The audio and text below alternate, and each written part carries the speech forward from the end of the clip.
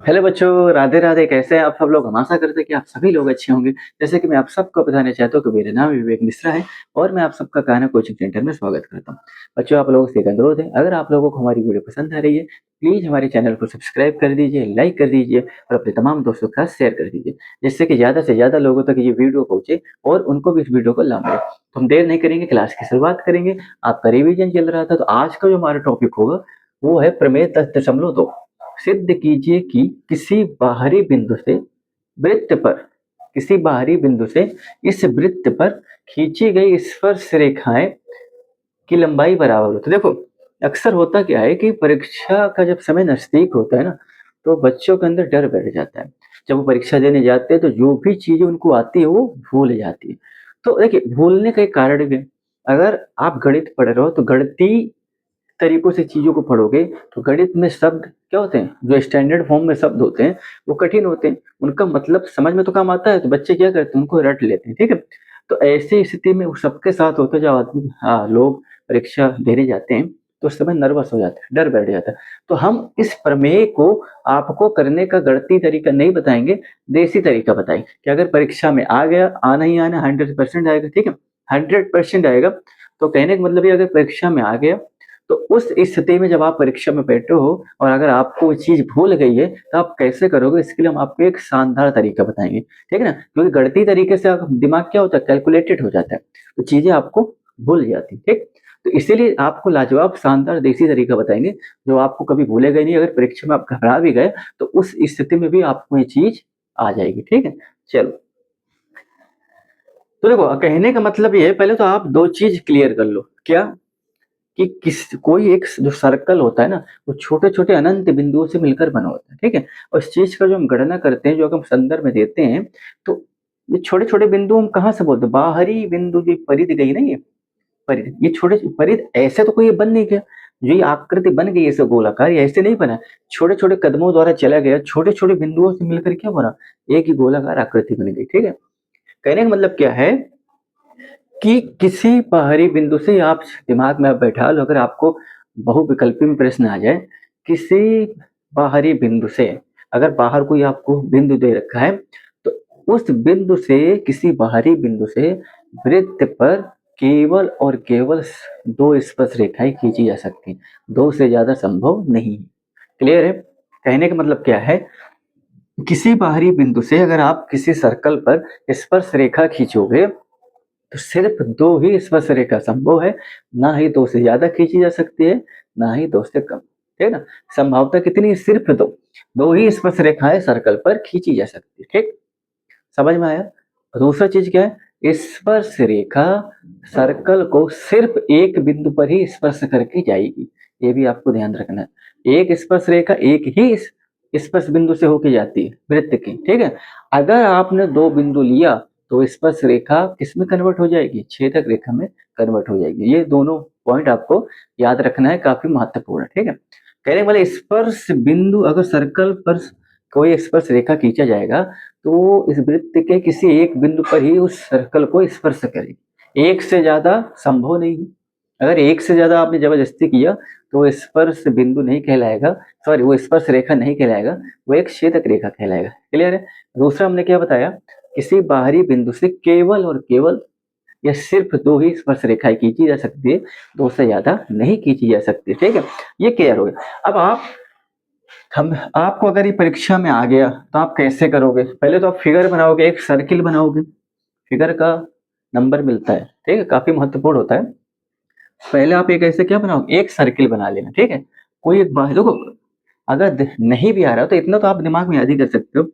एक सर्किल बनाओगे, बाहर एक बिंदु लोगे। ठीक है, हमने क्या बोला कि सर जी ने बताया था कि सिर्फ दो ही स्पर्श रेखाएं खींची जा सकती, दो से ना ज्यादा ना दो से कम।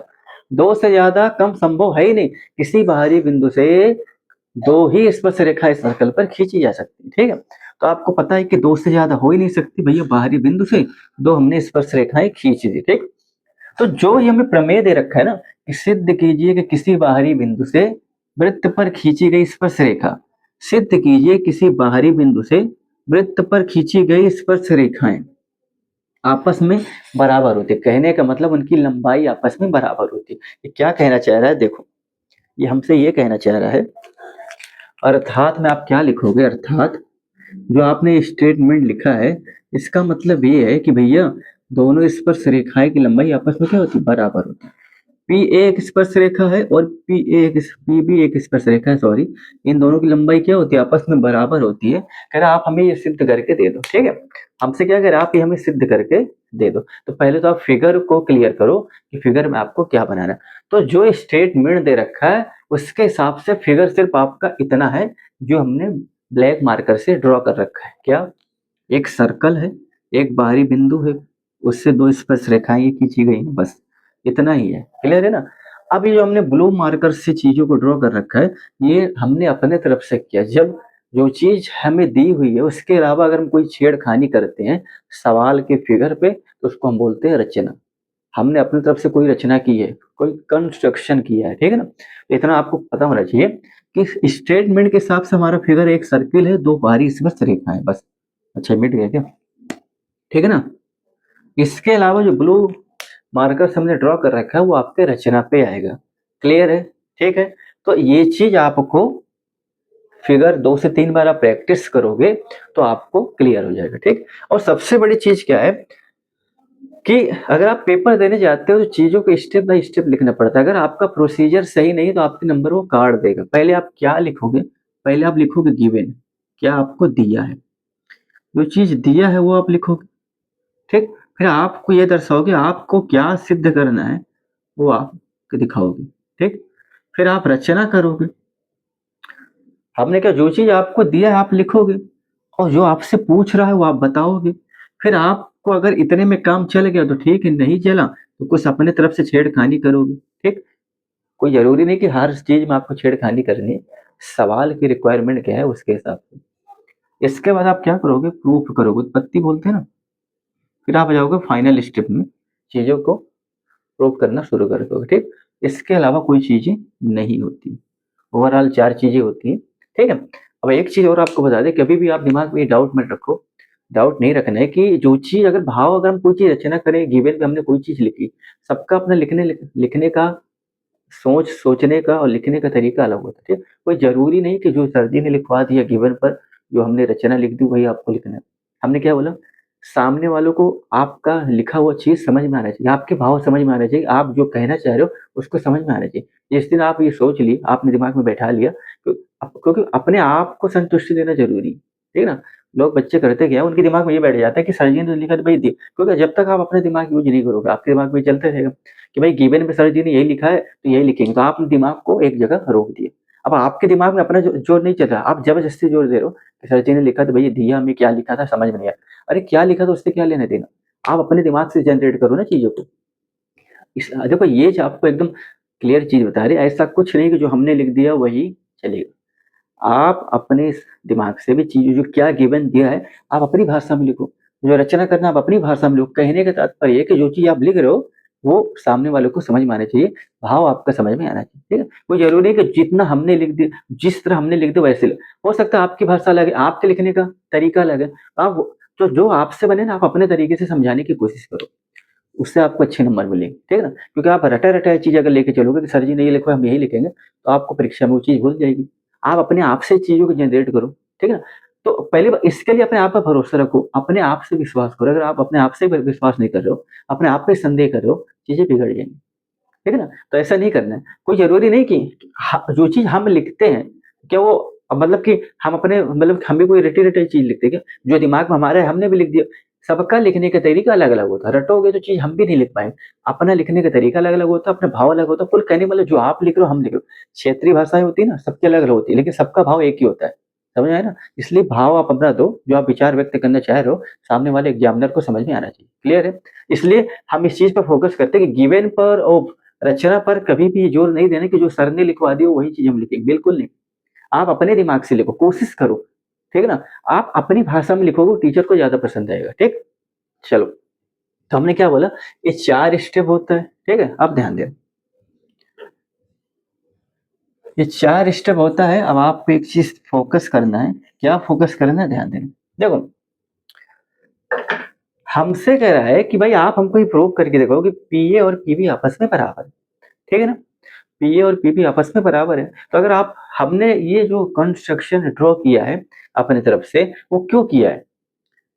क्योंकि हमको पता है कि त्रिभुज ही एक ऐसा चीज है जिस पे हम सिमिलैरिटी या सर्वांग क्षमता लगा सकते हैं, ठीक है ना?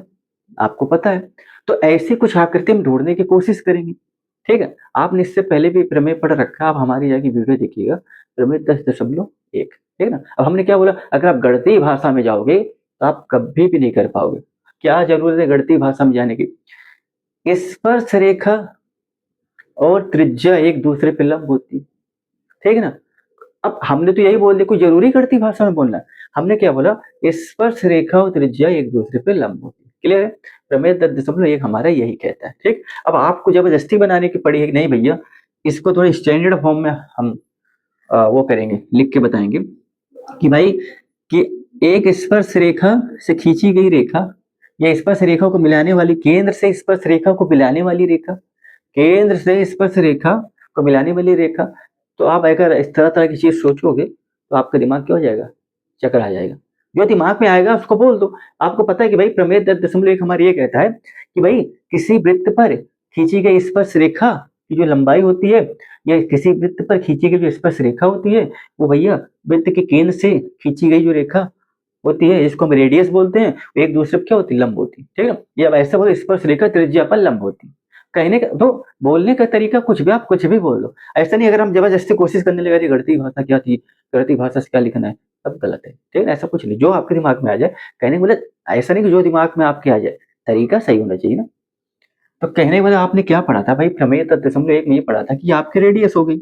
ये आपको भी पता है क्या हो गया, ये आपकी रेडियस हो गई, ठीक भैया। ये आपकी त्रिज्या है, ठीक है। ये भी आपकी त्रिज्या है, ठीक। और ये स्पर्श रेखा और त्रिज्या क्या होती है, एक दूसरे पे लंब होती है। बस इतना ही पढ़ो ना, ज्यादा क्यों आप जाते हैं डिटेल में, ज्यादा डिटेल में जाने की क्या जरूरत है बताओ, ठीक। अच्छा देखो, आप ऐसा भी कह सकते हो कि सबसे छोटी जो दूरी होती है हमेशा क्या होती है, लंब होती है, ठीक है ना। ऐसा कैसे, कहने का तात्पर्य जब हम प्रमेय 10.1 प्रूव करते हैं तो सबसे छोटी दूरी ही लेते हैं। जब वहां पर प्रूफ करने हम जाते हैं तो सबसे छोटी दूरी क्यों लेते हैं, क्योंकि सबसे छोटी दूरी सीधी होती है, लंबवत होती है, और वो क्या होती है, परपेंडिकुलर, लंब होती है। कैसे, आप इधर देखो, अगर आपने एक सड़क लिया, ध्यान देना, ये सड़क है, इसको आप समझ लो। आप चीजों को अपने दैनिक जीवन से जोड़ के देखो, ये भैया सड़क, ठीक है। हमने कहा कि भैया सड़क के इस पार आप खड़े हो, ठीक है, आपको इस पार आना है, ठीक है। तो आप ये बताओ, अब आप अगर सबसे छोटी न्यूनतम दूरी तय करोगे तो उसके लिए आपको सीधा चलना पड़ेगा। तो अगर आप ये बताओ सड़क के इस पार आप आओगे, तो अगर आप ऐसे चलोगे तो सबसे ज्यादा दूरी जा रही है, ऐसे चलोगे सबसे ज्यादा दूरी जा रही है, ऐसे चलोगे सबसे ज्यादा। अगर दूरी तय करना हो, कम दूरी पर आपको इस पार आना है, तो होशियारी तो यही है ना, फालतू के इधर इधर क्यों चलना। अगर यहाँ सब सीधा आओगे तो कम समय में कम दूरी पे पहुंच जाओगे। देखो, हमने पूछा भाई यहाँ पर एक पेड़ है, यहाँ पर क्या है, एक पेड़ है, आपको इस पेड़ पे आना है, तो आप कैसे जाओगे बताओ। तो आप सीधा आओगे तो डायरेक्ट पहुंच जाओगे ना, सीधे मतलब कम दूरी चलनी पड़ी ना आपको, कि जरूरी आप यहाँ आओगे ऐसे। कहने का मतलब कि सड़क के इस पार से इस पार आने के लिए आपको सीधा जो चलते हो, यही सबसे छोटी दूरी है, सबसे न्यूनतम दूरी होती है, ठीक। कोई रटने वाली चीज तो है नहीं, ये दिख ही रहा है। तो कहने आप सबसे जो छोटी दूरी होती है वो सीधी होती है, लंबवत होती है। तो आप क्या करोगे, सबसे छोटी दूरी जो होती है वो लंबवत होती है, वो 90, और जो चीज लंबवत या परपेंडिकुलर होती है वो 90 डिग्री का कोण बनाती है। क्यों, क्योंकि भैया 90 डिग्री क्या होता है, सीधा स्ट्रेट होता है, एकदम सीधा होता है ना ये, ठीक। क्लियर है? तो भैया जब आप प्रमेय 10.1 प्रूव करने जाते हो तो आपको उसमें छोटी दूरी निकालनी पड़ती है। क्यों, क्योंकि आपको अगर छोटी दूरी मिल गई तो छोटी दूरी क्या होती है, परपेंडिकुलर होती है। तो आपको ये मिल जाएगा कि भैया स्पर्श रेखा और त्रिज्या एक दूसरे पे क्या होती है, लंब होती है, ठीक है। वो भी हम बताएंगे आपको। आज का जो हमारा टॉपिक है, ये प्रमेय आपको अक्सर परीक्षा में पूछा जाता है, बहुत ही महत्वपूर्ण है और आएगा आएगा पक्का, ठीक है। इसलिए इसको प्रैक्टिस करके जाओ। कहने के तात्पर्य हमारा क्या है, हमने इतनी देर तक आपको लेक्चर इसलिए दिया कि अगर परीक्षा में आपको ही आ जाए, ठीक है, हम क्या समझाना चाह रहे हैं कि लोग घबरा जाते हैं, सबके साथ होता है। तो गणितीय संक्रियाएं या गणितीय भाषा में अगर आप इसको आप प्रूव करने की कोशिश करोगे, आप भूल जाओगे, ठीक है। बहुत ही रेयर केस होता है। तो कहने का तात्पर्य हमारा क्या है, अगर आपको परीक्षा में प्रमेय 10.2 दे दिया जाए तो आप क्या करोगे, ध्यान देना। पहले तो आप 2 से 3 बार फिगर का प्रैक्टिस करोगे, पहली चीज। दूसरी चीज हमने क्या बोला कि आपसे कह रहे हैं कि भैया ये दोनों स्पष्ट आपस में बराबर होती, लंबाई बराबर होती, तो ये स्थिति कब बनेगी? जो चीज हमने पढ़ी है उससे बाहर तो कोई चीज हमें लगाना नहीं। हमने त्रिभुज पढ़ा है, उसमें सिमिलैरिटी पढ़ा है और सार्व क्षमता पढ़ा है, सार्व क्षमता पढ़ा है।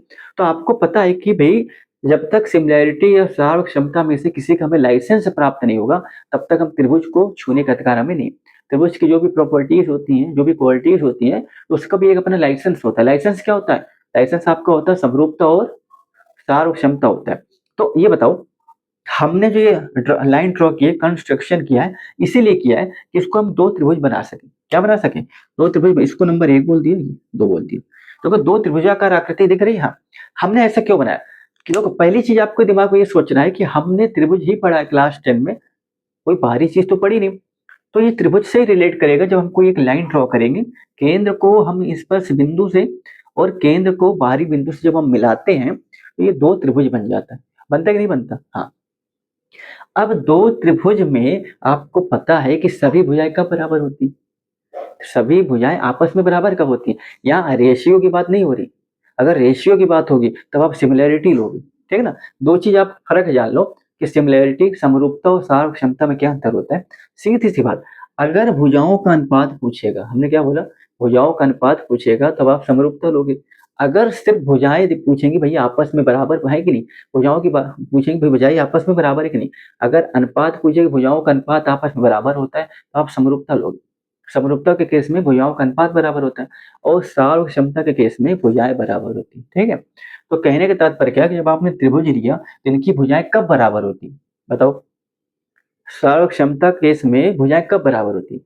आप जबरदस्ती तो भुजाएं बराबर करोगे नहीं। भुजाएं आप तभी बराबर करोगे जब तक आप इसका लाइसेंस आपको प्राप्त नहीं होगा, जब तक ये आप इसकी अथॉरिटी आपके पास होगी। अथॉरिटी कैसे? अथॉरिटी आप कैसे लोगे? आपको पता है कि इनके पास क्या लाइसेंस है? सार्व क्षमता का, ठीक है ना।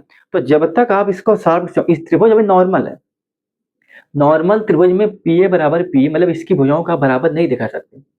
अगर आप कहीं जाते हो, गाड़ी भी चलाते हो, तो उसमें भी आपको प्रूफ दिखाने पड़ता है ना, डीएल। आप कितना भी गाड़ी लेके जो कितने भी अच्छे आप चालक हो, लेकिन आपने अगर डीएल नहीं दिखाया तो आपके नाम का चालान कट जाता है। कहने का तात्पर्य हमारा क्या है कि अभी एक नॉर्मल त्रिभुज ही, ठीक, हमसे कह रहे भैया दोनों स्पर्श रेखाएं की जो लंबाई है बराबर, तो ये भुजाएं का भी काम करी, तो ये भुजाएं कब बराबर होगी? कब बराबर होगी? जब तक इसके इसको अथॉरिटी नहीं दी जाएगी सार्व क्षमता की।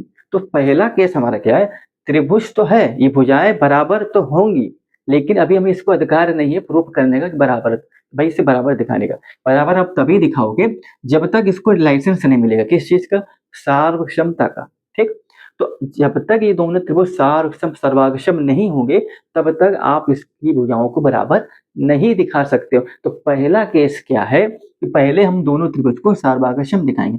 तो जैसे ही त्रिभुज आपका सर्वांगक्षम हो जाएगा तो भाई आपको अधिकार मिल गया कि जब दो त्रिभुज सर्वांगक्षम हो जाते हैं तो उनकी संगत भुजाएं आपस में, सभी संगत भुजाएं आपस में बराबर होती, सीपीसीटी के द्वारा, ठीक है ना। किसके? सीपीसीटी के द्वारा। कहने का मतलब सर्वांगक्षम त्रिभुज की संगत भुजाओं के द्वारा, ठीक, सर्वांगक्षम त्रिभुज की संगत भुजाओं के द्वारा, ठीक है ना। Corresponding parts of Congress triangle. हमने त्रिभुज ही सिर्फ नहीं बोला, सर्वागशम त्रिभुज बोला। सर्वागशम त्रिभुज, अभी तो हम नॉर्मल त्रिभुज पहुंच रहे हैं। जब तक इसके पीछे सर्वागशम नहीं लग जाएगा, सर्वागशम त्रिभुज अभी त्रिभुज है। सर्वागशम इसके लिए डीएल का काम करे, जैसे इसके पर लग गया, इसको अथॉरिटी मिल गई, तो आप इसकी सभी भुजाओं को बराबर दिखा सकते हो। तो भुजाओं को बराबर करने के लिए आपको सर्वागशम दिखाना जरूरी है, ठीक है। तो हम क्या करेंगे, इन दोनों त्रिभुज को सर्वागशम दिखाएंगे। अब त्रिभुज की सर्वागशम को क्लास 9 में आपने पढ़ा होगा, कई सारी वो होती प्रतिक्रिया होती, कौन सा आप इसमें इस्तेमाल करोगे वो आप इस पे देख के पता लग जाएगा, ठीक है। चलो, तो पहली चीज आप क्या लिखोगे, देखो अगर आपको एग्जाम में पूछ लिया जाए तो लिखने का एक तरीका सीख लो। अगर आपने फिगर सही बनाया है तो आपको इसके भी मार्क्स मिलेंगे, ठीक है।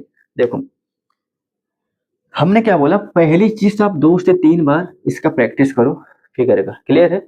अब हम लिखने के तरीके क्या लिखेंगे, दिया है पहले लिखा जाता है। क्या दिया होता है? दिया है, दिया वो लिखो। क्या दिया भैया? आप कैसे लिखोगे, देखो अब ध्यान देना। हमने क्या बोला, आप हमारी डेफिनेशन पे नहीं जाना। आप ये मत देखो सर जी ने क्या लिखा, आप अपने आपको जो चीज दिख रही, जो दिमाग में आए लिखो भाई, जो चीज आपको गिवन है इसके हिसाब से आप लिखो, ठीक है। हमने क्या बोला कि भाई आपको जो चीज इसमें दिया आप लिखो, कैसे लिखोगे ध्यान देना। हमने क्या बोला, स्टेटमेंट के हिसाब से हमें एक सर्किल दे रखा है, एक बाहरी बिंदु दे रखा है, उस पर वृत्त पर दो स्पर्श रेखाएं खींची गई। आप इसको कैसे लिखोगे, अपनी अपनी भाषा में आप अपनी कॉपी में लिखो, ठीक है। ये सब नहीं देखना।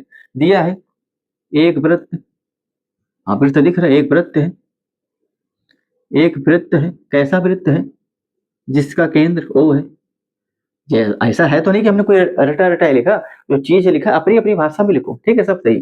जिसका केंद्र, आप क्या लिखोगे, जिसका केंद्र O है, ठीक है। और क्या दिया, अब आप अपनी भाषा में लिखो, वृत्त के बाहर एक बिंदु, वृत्त के बाहर एक बिंदु, एक बिंदु P है, अब P से दो स्पर्श रेखाएं, क्या लिखोगे, P है, और P से दो स्पर्श रेखाएं, ऐसे लिखो, P से दो स्पर्श रेखाएं PA और PB वृत्त पर खींची गई, ठीक है ना। वृत्त से दो P से वृत्त के बाहरी बिंदु से क्या लिखोगे, वृत्त के बाहर एक बिंदु P है और P से दो स्पर्श रेखाएं वृत्त पर खींची गई, P से दो स्पर्श रेखाएं वृत्त पर PA व PB खींची गई। लिखने के बहुत तरीके, ठीक है ना। हमने क्या बोला, और अपने आप पे भरोसा रखना, अपने आप पे भरोसा करो, ऐसा नहीं कि आपने जो लिख दिया गलत है। आप ऐसे भाई, वृत्त में दो बिंदु A और B है, जो स्पर्श रेखा बाहरी बिंदु P से खींची जाती है, वो वृत्त को A और B पर स्पर्श करती है। बहुत तरीके आप कैसे भी लिखो, कहने का मतलब पहले अपने आप पे भरोसा करना सीखो। तो ये नहीं कि हमने जो लिख दिया आप यही लिखोगे, आप अपने हिसाब से कोशिश करो, जनरेट करो, क्योंकि परीक्षा में रटा रटाई चीज भूल जाता है। एग्जामिनर आपकी यही चीज देखता है कि बच्चे ने अपने आप से लिखा है कि रटी रटाई चीजें लिखी, ठीक है ना। फर्क पता लग जाता है, और गलत कभी नहीं होगा। आप अपनी तरह लिख के देखो, 100% ये मैं बता रहा हूँ, अगर आपका एक नंबर कटे है तब कहिएगा, तब कहिएगा। एक वृत्त है जिसका केंद्र O है, वृत्त के बाहर एक बिंदु P है, जो आप लिख रहे हो सामने वाले को दर्शा पा रहे हो ना। एक वृत्त है जिसका केंद्र O है, वृत्त के बाहर एक बिंदु P है, हाँ है। P से दो स्पर्श रेखाएं PA और PB खींची गई, क्या गलत है बताओ, क्या एग्जामिनर नहीं समझ पाएगा, समझ पाएगा। चलो आपका गिवन हो गया। अब प्रूफ भैया सिद्ध क्या लिखना है ये लिखो, क्या सिद्ध करना वो लिख दो, क्या सिद्ध करना है वो लिखो। क्या सिद्ध करना है कि भैया PA बराबर PB, PA बराबर PB, ये आप दिखा दो, PA बराबर PB हो गया। अब रचना भी आपने कुछ की है ना, क्या रचना की है लिखो।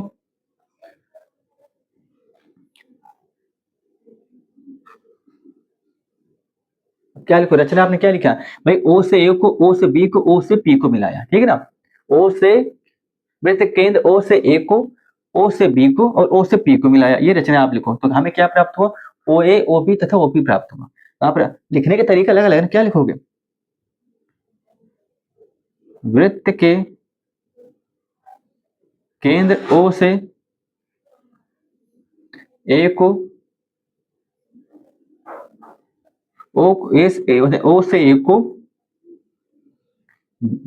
हाँ O से A को B से तथा बाहरी बिंदु P से मिलाया, बाहरी बिंदु P से मिलाया, ठीक।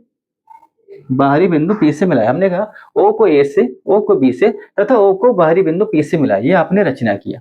हमने रचना ये, हमें क्या प्राप्त हुआ, OA OB तथा OB प्राप्त हुआ। आप यहाँ एक लाइन और लिख दो, हमें जिससे हमें क्या लिखो, जिससे हमें OA OB तथा OP प्राप्त हुआ, ठीक। कहने का मतलब क्या है कि आप रचना जो की हो अपनी भाषा में लिखो। हमने रचना किया कि बिंदु O से A को, बिंदु O को B से, बिंदु O को हमने P से मिलाया, ठीक।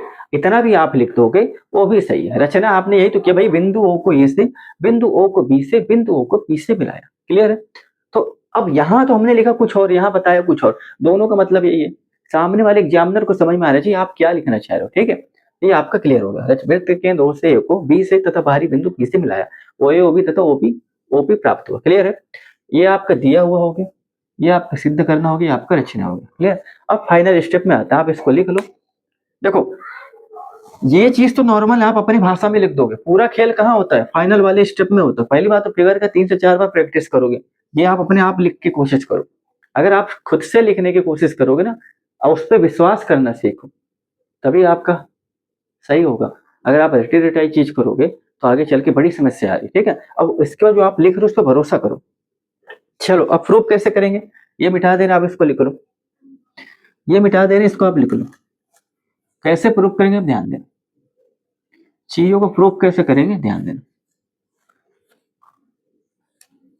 चीजों को प्रूफ कैसे करेंगे ध्यान देखो। चीजों का अगर अपने मन से आप लगा के चलोगे ना, चीज कभी आपको भूलेंगे नहीं। अगर आप सिर्फ गणितीय स्टेप लेके चलोगे, स्टैंडर्ड फॉर्म का डेफिनेशन यूज करोगे, तो आपका दिमाग कहीं ओपन हो ही नहीं रहा। आप क्या सोच रहे हो? बस गणितीय स्थिति में जो लिखा उसके अलावा भी आप सोच के सोच देखो। क्यों? जो चीज लिखी गई, जो चीज बनाई गई, किसी के द्वारा ही बनाई गई है। ठीक है ना? किसी ने लिखा, किसी के द्वारा बना, तो उसने अपने दिमाग से चीजों को जनरेट किया। तो किसी द्वारा लिखी गई चीज कोई अमर तो हो नहीं जाएगी।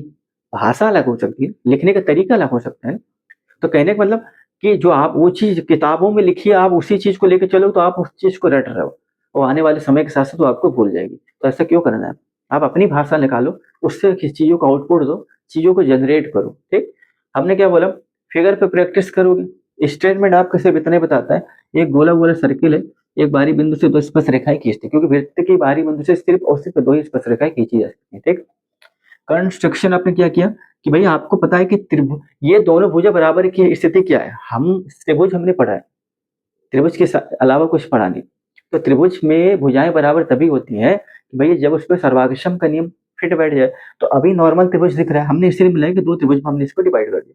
अब दो त्रिभुज में डिवाइड किया तो नॉर्मल त्रिभुज है, तो हमें इसकी अथॉरिटी नहीं मिलेगी सर्वाक्षम की, तब तक हमें अधिकार नहीं मिलेगा कि भाई दोनों भुजाओं को बराबर। तो दोनों भुजाओं को बराबर दिखाने के लिए आपके दिमाग में आना चाहिए कि जब दोनों भुजाएं बराबर होती है, किस केस में होती है? जब त्रिभुज हमारा सर्वाक्षम होता है। इसका मतलब पहले हम त्रिभुज को सर्वाक्षम दिखाएंगे। ये तो खुद से आना चाहिए ना, रटने वाली चीज तो है नहीं। बच्चे क्या करते हैं? रट लेते, अरे क्या लगाना है इसमें, त्रिभुज लगा देना। हम कह रहे हैं भाई आपको, जब आपने इसको त्रिभुज में बना दिया, त्रिभुज में निर्माण कर दिया, आपके लिए भुजा हो गई। तो भुजा बराबर कब होगी? आपको पता है कि भुजाएं सभी बराबर होती हैं, तभी बराबर होती है जब त्रिभुज हमारा सर्वाक्षम होगा। इसका मतलब हम भागेंगे सर्वाक्षम की तरफ। जहां त्रिभुज को हमने सर्वाक्षम दिखा दिया, हमारा काम बन गया। देखो अब आप एक चीज बताओ, प्रमेय 10.1 हमारे क्या बोलता है? देखो आपको ये प्रैक्टिस करना पड़ेगी। ये स्पर्श रेखा है, ये रेडियस है, ये आपका 90 डिग्री। आपको पता है कि भाई प्रमेय या हल लिख रहे हैं। ठीक है? ठीक? प्रूफ लिख, अब इसका उत्पत्ति कर रहे हैं। ठीक? आपको पता है कि प्रमेय 10.1 के अनुसार, प्रमेय 10.1 के अनुसार हमें पता है। हमको जरूरी है कि पूरा स्टेटमेंट ही आप लिखो। आपने इतना भी लिख दिया तो आपका काम है, एग्जाम में समझ जाएगा कि आप प्रमेय 10.1 आप जानते हो। ठीक है? सरल भाषा में लिखो, प्रमेय 10.1 के अनुसार स्पर्श रेखा और त्रिज्या एक दूसरे पर क्या होती है? लंब होती। बस इतना लेके चलो। क्या जरूरी है कि पूरा लिखने का? स्पर्श रेखा और त्रिज्या एक दूसरे पर लंब होती, आपको पता है। तो आप हमको ये बताओ, स्पर्श रेखा और त्रिज्याओं के बीच बना कोण 90 डिग्री होगा। स्पर्श रेखा और त्रिज्या के बीच में बना कोण कितना होगा? 90 डिग्री होगा। भाई हमने क्या, भाव सबका एक ही निकल रहा है, बस हम लैंग्वेज चेंज करती है। ठीक है? अब इसका मतलब हम क्या कहना चाह रहे हैं? अर्थात आप क्या कहना चाह रहे हो? अगर आप एक शब्द में लिखना चाहो तो आप देखो, कोण ओ ए पी बराबर, कोण ओ बी पी बराबर कितना हो जाएगा? 90 degree. O A P O B P कितना हो जाएगा? 90 डिग्री हो जाएगा। क्लियर है? हमने क्या बोलो, बीच में हम वही चीज रखते हैं जिस कोण की हम बात करते हैं। ठीक? हम अगर पूछे भैया इस में हम कौन सी कोण की बात कर रहे हैं, तो बीच वाला कोणों को इंडिकेट करता है। हम ए वाले कोण की बात करें, हमने पूछा इसमें किसकी बात कर रहे हैं, तो बीच वाला जो हमारा अल्फाबेट होता है वो कोण को इंडिकेट करता है। तो हम यहाँ पे कौन से कोण को दर्शा रहे हैं? भैया बीच वाले बी को दर्शा रहे हैं। ठीक है? चलो अब हम क्या लेंगे? त्रिभुज। आपको पता है सर्वाक्षम के लिए आपको तीन भुजाएं बराबर दिखानी पड़ेंगी या तीन कोण बराबर दिखाने पड़ेंगे। इसमें एक सबसे बड़ा लॉजिक क्या है? एक सबसे हटके RHS जिसको बोलते हैं, ये सबसे अलग दिखता है। एक कभी कभी पूछता है, ये सबसे आपका बड़ा लॉजिक है, इंपॉर्टेंट है। ठीक है? देखो अब आप क्या लोगे, त्रिभुज ओ A P, O A P तथा, अच्छा त्रिभुजों को लेने का क्रम भी बड़ा महत्वपूर्ण है। अगर आप त्रिभुज का क्रम सही नहीं ले रहे हो, सब सवाल गलत हो जाएगा। कैसे? हमने क्या बोला, जब आपको दो त्रिभुज दिया हो, आप पहला वाला कुछ भी ले लो, कहीं से ले लो, सोच के लो, पहले पे जोर नहीं देना। कोई जरूरी नहीं कि भाई हमने ओ ए पी लिया, आप ए पी ओ ले लो, आप पी ओ ए ले लो, आप पहला कैसा भी ले सकते हो, लेकिन जैसा आपने पहला लिया दूसरे वालों को उसी के अनुसार लेना है। ये आपको सब समझ में आना चाहिए, ठीक है? यही चीज देखना। हमने लिया भैया ओ ए पी, अब ओएपी के संदर्भ में हमें दूसरा ही लेना है, क्योंकि जब हम त्रिभुज को सर्वांगक्षम दिखा रहे हैं तो संगत भुजाएं बराबर होती है। अगर त्रिभुज का आपने जो क्रम लिया, अगर वो संगत भुजा में फिट ही नहीं बैठ रहा है, क्या फायदा, गलत कर देगा जी हमने, ठीक है? देखो ओएपी लिया आपने, अब इसके संगत आप क्या लोगे, ध्यान देना, त्रिभुज ओबीपी, ओबीपी में कैसे आपने ये ले लिया, कैसे आपने ले लिया भैया, अगर आप भुजाओं का क्रम देखो, ओ ए ओ बी, ओ ए ओ बी, क्रम सही है, ओ ए भी त्रिज्या है, ओ बी भी त्रिज्या है, सही ना क्रम?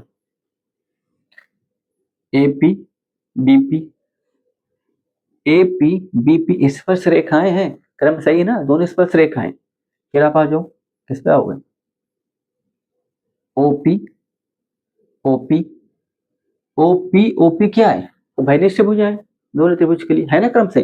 क्रम का बड़ा ध्यान देना, ऐसा नहीं है कि हवा में ले लिया ओएपी ले लिया, इधर बीपीओ ले लिया, गलत हो जाएगा। आप जब सर्वाक्षम दिखाने जा रहे हो तो त्रिभुजों की भुजाओं का क्रम सही दर्शाओगे, तभी तो संगत भुजाएं बराबर दिखाएंगे ना। आपने त्रिभुज कुछ और ले लिया, जबरदस्ती संगत भुजा बराबर दिखा दिया, ऐसा नहीं होता, ठीक है?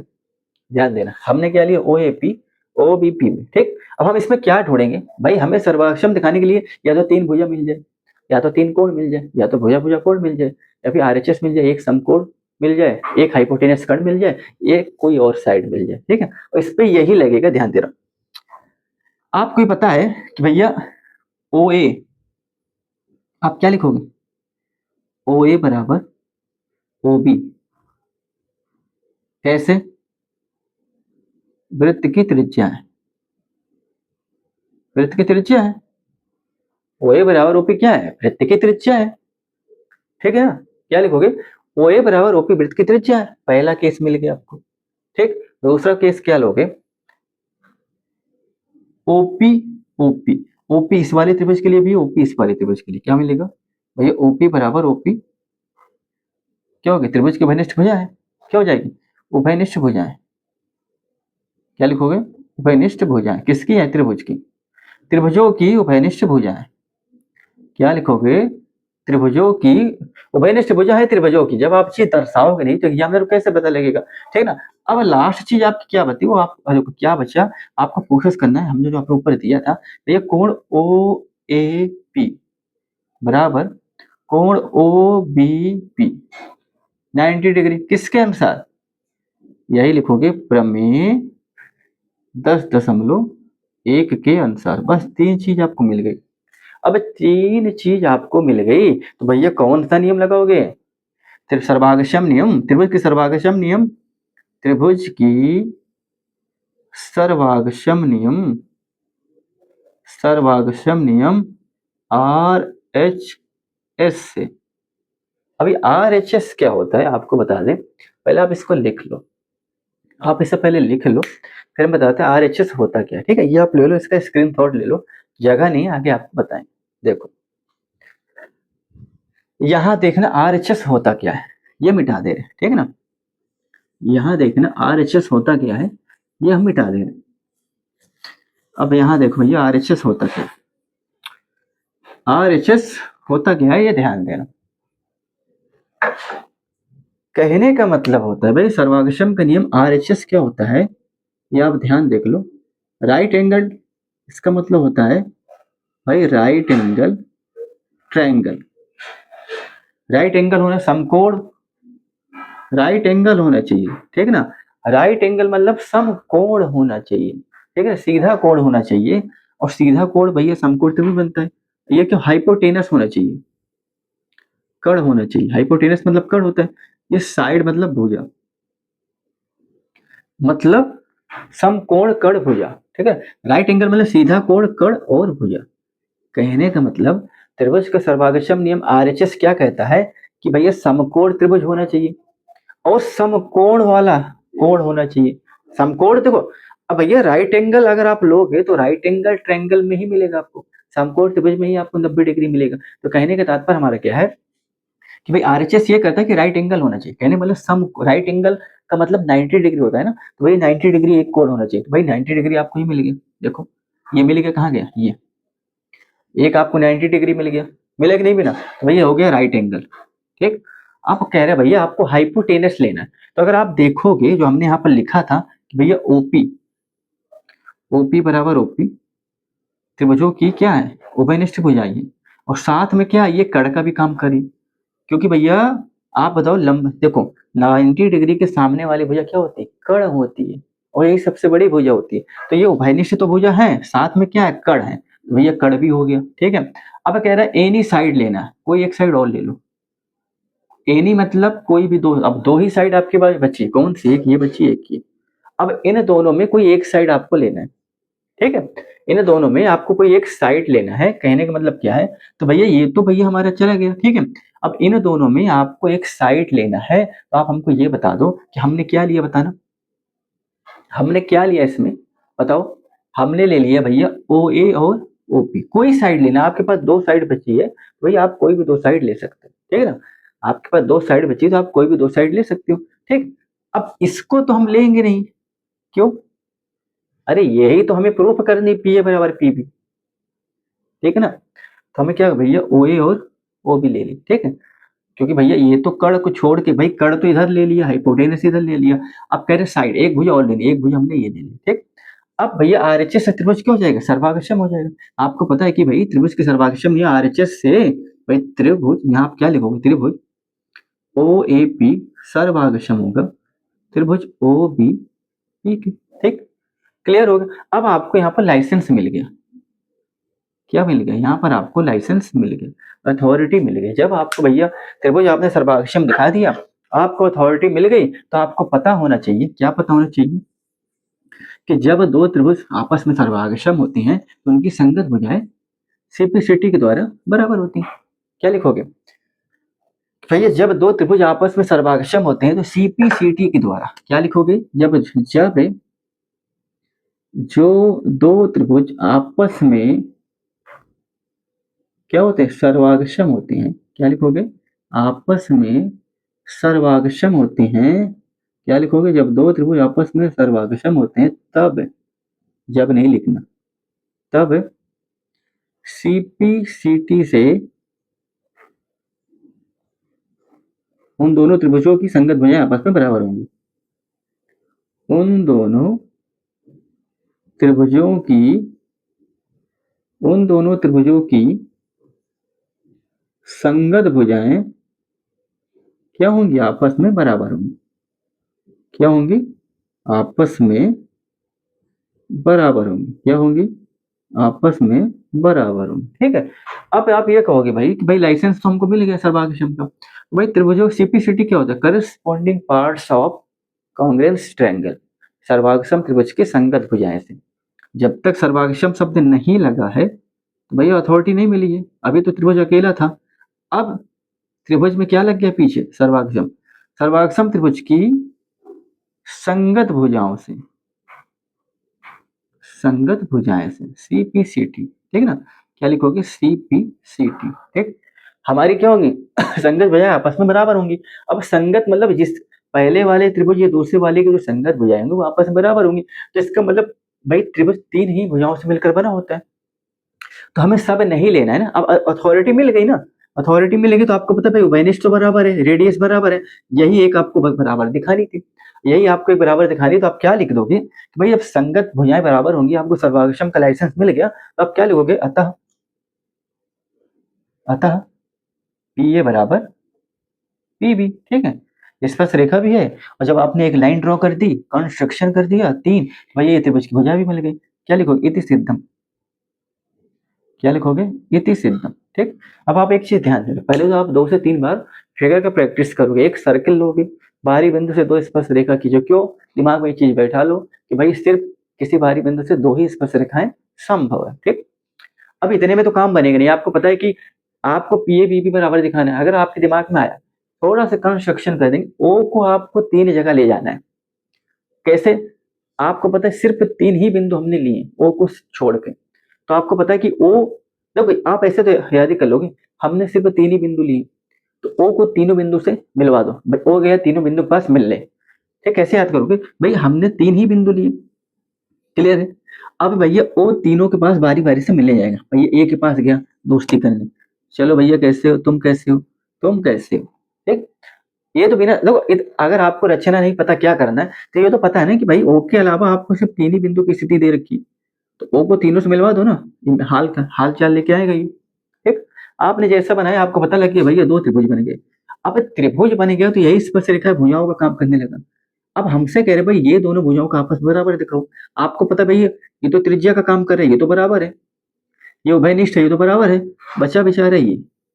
अब ये कैसे बराबर होगा? आपको पता हम त्रिभुज ही पढ़ रहे हैं क्लास 10 में, सर्वागशम में सभी भुजा बराबर होती है, तो पहले इसको अथॉरिटी देंगे, लाइसेंस देंगे सर्वागशम का, तभी जाके हम इस चीज को प्रूव कर पाएंगे। जहां हमारा त्रिभुज सर्वागशम हो गया तो लिखना ही नहीं भाई, सर्वागशम हो गया तो आप लिख दो एक लाइन करके, और क्या लिखना। क्लियर है? कोई समस्या नहीं। हम आशा करते हैं आपको समझ में आया होगा। आज के लिए इतना ही। ठीक है, इससे संबंधित प्रश्न कराएंगे आपको। आप हमारी जाके वीडियो देखिए। हम इस समय हमारे पृष्ठीय क्षेत्रफल और आयतन चल रहा है। 12.2 में 8 प्रश्न है, 7 प्रश्न आपके हो गए, एक ही प्रश्न बाकी, आज उसको हम खत्म कर देंगे। ठीक है, तो आज के लिए इतने, कल फिर मिलेंगे आपसे इसी वक्त इसी टाइम। तब तक के लिए राधे राधे, जय श्री कृष्ण।